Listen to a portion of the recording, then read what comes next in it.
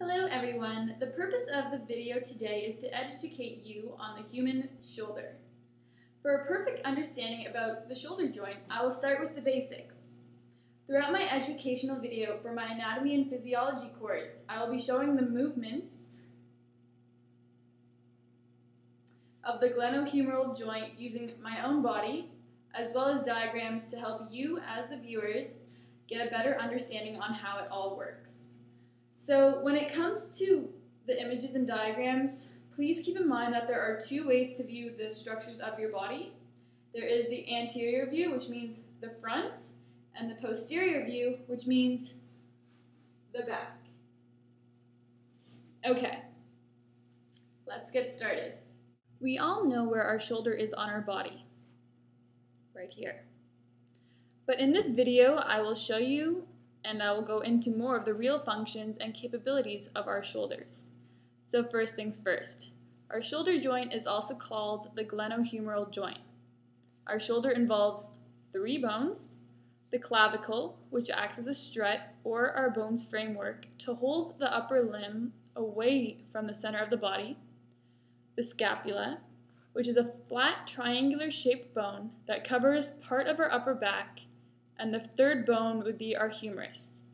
Together, the scapula and the humerus form a highly mobile glenohumeral joint. So I have some diagrams here for you guys. So if we can see that right over there. So the red part is your clavicle, the green part is your scapula, and the purple part is your humerus. And those are the three bones that make up the shoulder in our body. So your shoulder is a ball and socket joint. This means that the shoulder joint is capable of movement in almost any direction. The glenohumeral joint is formed where the humerus and the scapula meet, which is called the acromioclavicular joint. Your clavicle and scapula form the pectoral girdle, which is responsible for the attachment of the upper limbs to the trunk. Here, the bones and muscles provide a support network for the glenohumeral joint. Just in case you didn't catch any of that or are still a bit confused, I'm going to quickly do a recap and take some extra steps to simplify the shoulder joint, also known as our glenohumeral joint. For those of you who don't know what a joint is at all, a joint is where two bones meet and articulate. Our glenohumeral joint is a synovial joint and is found within the appendicular skeleton.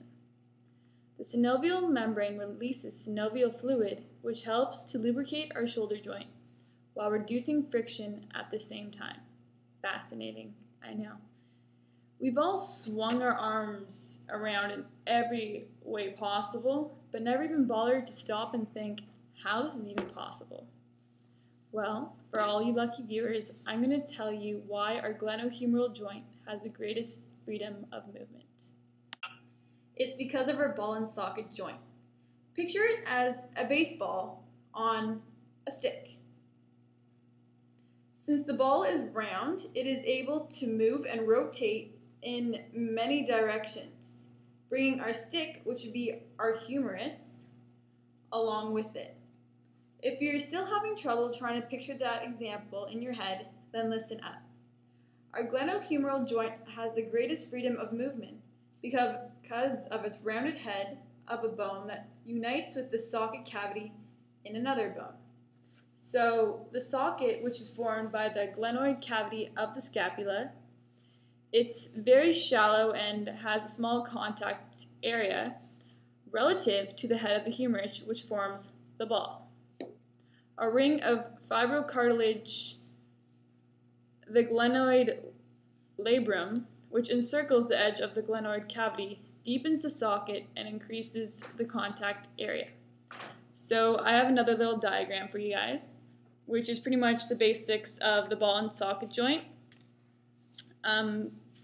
The pink part is the socket and the blue part is the ball.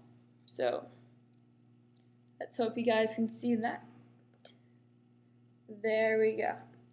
The blue part is the ball and the pink part is the socket.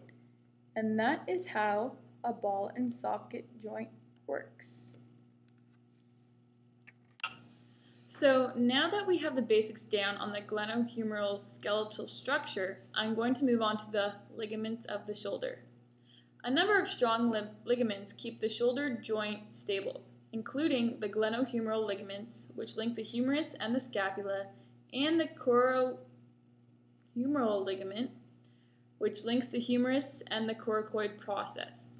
Adding extra stability to the region are the acromial ligament, which joins the coracoid process and the acromion, the acromioclavicular ligament, which joins the acromion to the clavicle, and the coraclavicular ligament, which joins the coracoid process and the clavicle. So right now I'm showing you a diagram of the ligaments within the scapula.